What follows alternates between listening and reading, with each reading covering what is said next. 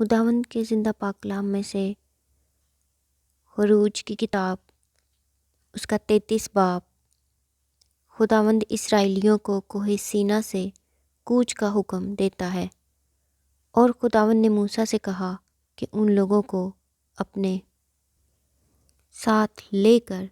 جن کو تو ملک مصر سے نکال کر لایا، یہاں سے اس ملک کی طرف روانہ ہو جس کے بارے میں ابراہیم اور اسحاق اور یعقوب سے میں نے قسم کھا کر کہا تھا کہ اسے میں تیری نسل کو دوں گا، اور میں تیرے آگے آگے ایک فرشتہ کو بھیجوں گا، اور میں کنانیوں اور اموریوں اور ہتیوں اور فرزیوں اور حویوں اور یبوسیوں کو نکال دوں گا۔ اس ملک میں دودھ اور شہد بہتا ہے، اور چونکہ تو گردن کش قوم ہے، اس لیے میں تیرے بیچ میں ہو کر نہ چلوں گا، تا ایسا نہ ہو کہ میں تجھ کو راہ میں فنا کر ڈالوں۔ لوگ اس وحشت ناک خبر کو سن کر غمگین ہوئے، اور کسی نے اپنے زیور نہ پہنے، کیونکہ خداوند نے موسیٰ سے کہہ دیا تھا کہ بنی اسرائیل سے کہنا کہ تم گردن کش لوگ ہو، اگر میں ایک لمحہ بھی تیرے بیچ میں ہو کر چلوں تو تجھ کو فنا کر دوں گا۔ سو تو اپنے زیور اتار ڈال تاکہ مجھے معلوم ہو کہ تیرے ساتھ کیا کرنا چاہیے۔ چنانچہ بنی اسرائیل ہوریب پہاڑ سے لے کر آگے آگے اپنے زیوروں کو اتارے رہے۔ خدا اپنے لوگوں کے ساتھ، اور موسیٰ خیمہ کو لے کر اسے لشکرگاہ سے باہر بلکہ لشکرگاہ سے دور لگا لیا کرتا تھا، اور اس کا نام خیمہ اجتماع رکھا، اور جو کوئی خداوند کا طالب ہوتا وہ لشکرگاہ کے باہر اسی خیمہ کی طرف چلا جاتا تھا۔ اور جب موسیٰ باہر خیمہ کی طرف جاتا تو سب لوگ اٹھ کر اپنے اپنے ڈیرے کے دروازہ پر کھڑے ہو جاتے اور موسیٰ کے پیچھے دیکھتے رہتے تھے جب تک وہ خیمہ کے اندر داخل نہ ہو جاتا۔ اور جب موسیٰ خیمہ کے اندر چلا جاتا تو ابر کا ستون اتر کر خیمہ کے دروازہ پر ٹھہرا رہتا، اور خداوند موسیٰ سے باتیں کرنے لگتا، اور سب لوگ ابر کے ستون کو خیمہ کے دروازہ پر ٹھہرا ہوا دیکھتے تھے، اور سب لوگ اٹھ اٹھ کر اپنے اپنے ڈیرے کے دروازہ پر سے اسے سجدہ کرتے تھے، اور جیسے کوئی شخص اپنے دوست سے بات کرتا ہے ویسے ہی خداوند روبرو ہو کر موسیٰ سے باتیں کرتا تھا۔ اور موسیٰ لشکرگاہ کو لوٹ آتا تھا، پر اس کا خادم یشوع جو نون کا بیٹا اور جوان آدمی تھا خیمہ سے باہر نہیں نکلتا تھا۔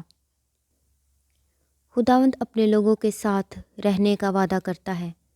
اور موسیٰ نے خداوند سے کہا، دیکھ، تو مجھ سے کہتا ہے کہ ان لوگوں کو لے چل، پر مجھے یہ نہیں بتایا کہ تو کس کو میرے پاس بھیجے گا، حالانکہ تو نے یہ بھی کہا ہے کہ میں تجھ کو بنام جانتا ہوں اور تجھ پر میرے کرم کی نظر ہے۔ پس اگر مجھ پر تیرے کرم کی نظر ہے تو مجھ کو اپنی راہ بتا، جس سے میں تجھے پہچان لوں، تاکہ مجھ پر تیرے کرم کی نظر رہے، اور یہ خیال رکھ کہ یہ قوم تیری ہی امت ہے۔ تب اس نے کہا، میں ساتھ چلوں گا اور تجھے آرام دوں گا۔ موسیٰ نے کہا، اگر تو ساتھ نہ چلے تو ہم کو یہاں سے آگے نہ لے جا، کیونکہ یہ کیوں کر معلوم ہوگا کہ مجھ پر اور تیرے لوگوں پر تیرے کرم کی نظر ہے؟ کیا اسی طریق سے نہیں کہ تو ہمارے ساتھ ساتھ چلے، تاکہ میں اور تیرے لوگ روئے زمین کی سب قوموں سے نرالے ٹھہریں؟ خداوند نے موسیٰ سے کہا، میں یہ کام بھی جس کا تو نے ذکر کیا ہے کروں گا، کیونکہ تجھ پر میرے کرم کی نظر ہے، اور میں تجھ کو بنام جانتا ہوں۔ تب وہ بول اٹھا کہ میں تیری منت کرتا ہوں مجھے اپنا جلال دکھا دے۔ اس نے کہا میں اپنی ساری نیکی تیرے سامنے ظاہر کروں گا اور تیرے ہی سامنے خداوند کے نام کا اعلان کروں گا، اور میں جس پر مہربان ہونا چاہوں مہربان ہوں گا اور جس پر رحم کرنا چاہوں رحم کروں گا۔ اور یہ بھی کہا تو میرا چہرہ نہیں دیکھ سکتا کیونکہ انسان مجھے دیکھ کر زندہ نہیں رہے گا۔ پھر خداوند نے کہا دیکھ میرے قریب ہی ایک جگہ ہے، سو تو اس چٹان پر کھڑا ہو، اور جب تک میرا جلال گزرتا رہے گا میں تجھے اس چٹان کے شگاف میں رکھوں گا، اور جب تک میں نکل نہ جاؤں تجھے اپنے ہاتھ سے ڈھانکے رہوں گا۔ اس کے بعد میں اپنا ہاتھ اٹھا لوں گا اور تو میرا پیچھا دیکھے گا لیکن میرا چہرہ دکھائی نہیں دے گا۔ خداوند کے زندہ پاک کلام کے پڑھے اور سنے جانے پر خداوند کی خاص برکت ہو۔ خدا کا شکر ہو، آمین۔